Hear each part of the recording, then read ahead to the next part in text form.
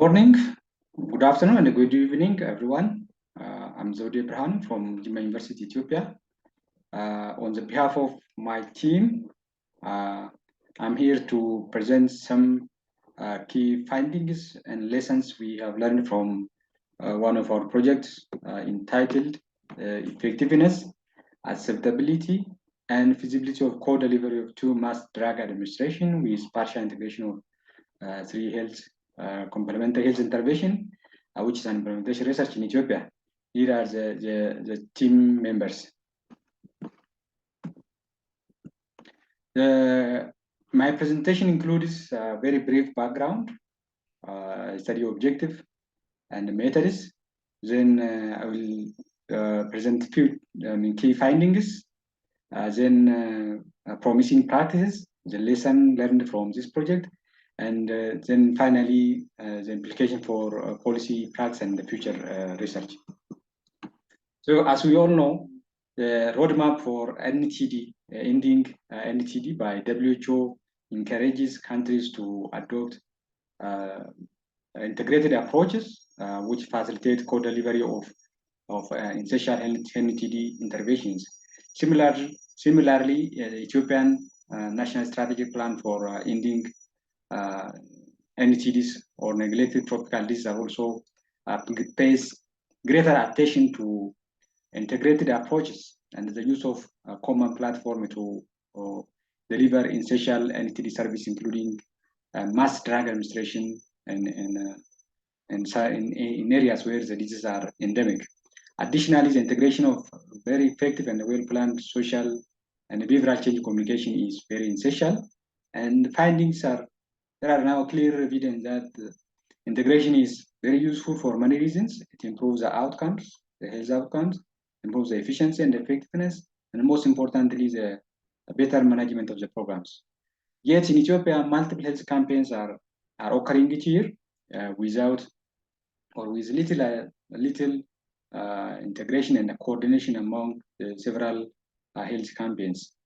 So, in this study, our objective was to evaluate the effectiveness, acceptability, and the feasibility of full integration of two mass drug administrations with three other complementary health interventions in the Ethiopian healthcare context. So, as you see here in these diagrams, the two MDAs are deworming program for soil transmitted helminthiasis, which targets school-age children, and the second MDA is chemotherapy for onchocerciasis, which is administered to children or population greater than 5 years of age. So these two programs are the existing practice is that the two programs are really vertical. The deworming program is school-based, whereas the onchocerciasis chemotherapy is community-based, and there is little coordination among the two most common mass drug administration in Ethiopia. Then we integrated these two, fully integrated these two mass drug administration, and additionally we integrated the WASH, behavioral change communication and awareness creation on water sanitation and hygiene. Then we are working during the COVID pandemic, and it's really important to create community awareness, and that was also part of the campaign. And during the process, identification and referral of unvaccinated or dropout children, especially under 1 year children, was part of the activity.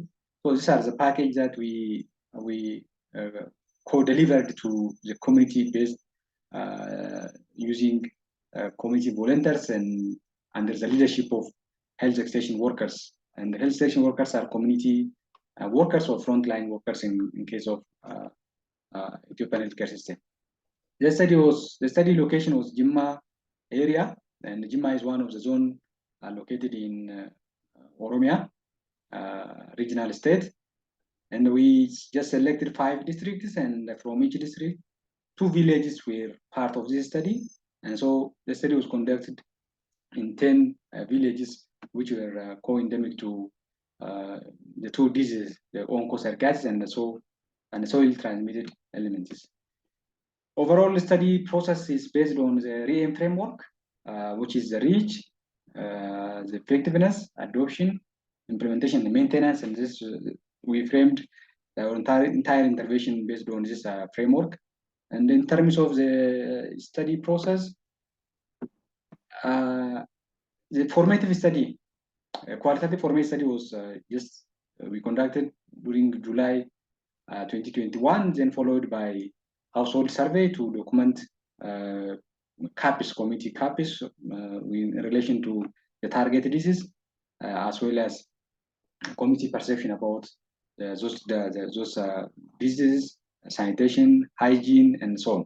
Then followed with that, during December 2021 to January 22, we developed, co-developed so many behavioral change communication materials, messages, and other tools which were important for the co-delivery or conducting the interventions. Then following that, participatory training was given for the community level health workers about the co-delivery, how they can conduct, how they can deliver it at village level. And that was very successful training, and it was hands-on training. And then following the training, in May 2022, the actual campaigns were conducted. And following the actual campaign, post MEDA validation, CAP survey, CAP integrated coverage survey was conducted among sampled households. So overall, the result indicates that in terms of the community CAPs and understanding about those targeted diseases, sanitation and hygiene, there are so many positive changes. And the overall exposure to our education is about 88.5%. And we have seen so many changes in terms of understanding of the causation of onchocerciasis. For example, knowledge of bite by black fly increased by 20%. Knowledge of IVM or onchocerciasis drugs increased by 30%. And the risk factor for knowledge of risk factor for STH also increased very much. Other parts like hand washing and hand-washing practice also increased substantially. In relation to the COVID awareness raising, there are so many changes in terms of knowledge of the symptoms, knowledge of the transmissions, knowledge of prevention methods also increased, as you see, very much. Another important issue is the COVID awareness, the COVID vaccine awareness. There was also some increment, and willingness to take the COVID vaccine was also increased to 96%, as indicated in the base and inline surveys. When it comes to the coverage, which is very important parameter, the treatment coverage, overall this figure 3A shows overall treatment coverage, and overall shows for ivermectin, that is the onchocerciasis chemotherapy, 89.5%, and for albendazole or treatment of STH is 84%, and the combination therapy was about 83%, and all those indicators are coverage above the national threshold and also above the WHO recommended threshold for the treatment of onchocerciasis and STH, and shows really effective coverages. By age, this is figure 3B is also by for STH coverage, treatment coverage by age, and generally the coverage was adequate. Relatively, it is low for women because it's the first time women are treated through committee-based approach, and in fact, it will give us an insight and further lesson to include properly those women in the MEDA campaigns, as we are not part of mass drug administration in the past. The qualitative insight also gives us very deep insight how the committee reacted to this co-delivery, the co-administration, and generally the acceptance was very high for many reasons from the beneficiary perspectives. Number one is the direct engagement of health workers. People think that's professionalism, the service or believed to be professionalism in terms of the fairness, increased access to drugs, better transparency, impartiality, some of the qualities that mentioned by the peoples.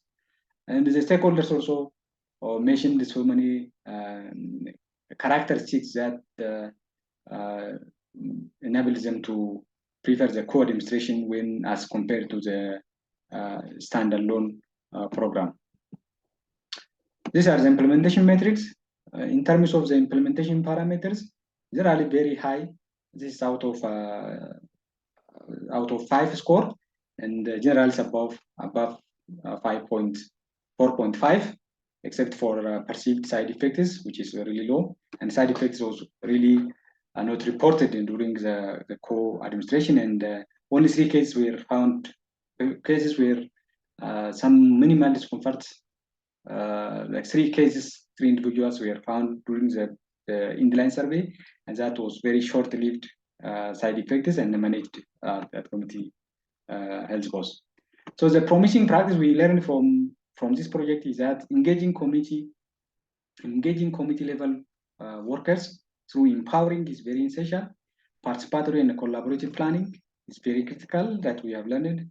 Direct engagement of frontline health workers in Ethiopia, in the case of Ethiopia, health station workers, their engagement and direct participation in drug administration is very important. It ensures the effectiveness of the health campaigns, as we learned in this project. The co-administration, the co-delivery strategy should be supported by well-designed communication message and materials and behavioral change approaches, and the leadership at a district and a community level is really critical practices. When it comes to the lessons we learned, the co-delivery requires supportive policy and environments.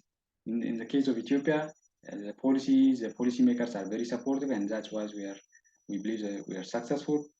Health campaign integration must start by bringing stakeholders at different levels. The stakeholders may have different interests and experiences, so it's really important to bring them on the same platform and a common platform which they can have a common planning and logistic supply processes. In community, we learned that there are adequate human resources, which are really important to support health campaigns, not only the co-administration, any kind of campaigns, but the fact that there are different diverse groups of volunteers and actors, there could be conflict of interest, and really important to manage, properly manage the conflict of interest that could exist among those stakeholders. The implication for policy and the practice is that we have learned these things are very effective. This co-administration strategy is very effective and acceptable as well. So we recommend the regional and national INCD programs could adopt this approach as viable strategy, and scale up, and gradually scale up and expand to new districts through phasing process. Maybe further studies are in terms of the cost effectiveness, the epidemiological evaluation of such co-delivery strategy, further testing in urban areas. Those are really important aspects that should be explored in the future. The key message is, number 1, co-delivery approach requires integrating well-designed communication message and the materials. And it's also important to creating harmonized co-delivery tools and formats. Those are the reasons that we have learned. Direct engagement and empowerment of frontline health workers with very strong support from the community, from the political leaders, from different leaders at community and district level is very essential. And co-delivery approach involves multiple stakeholders. I've already said this thing, with multiple interests. And so really important to have very clear strategy, how to involve them, how to engage them, using the same platform and the same logistic and supply process. So this is all about my presentation, and thank you for listening to this video. Thank you so much.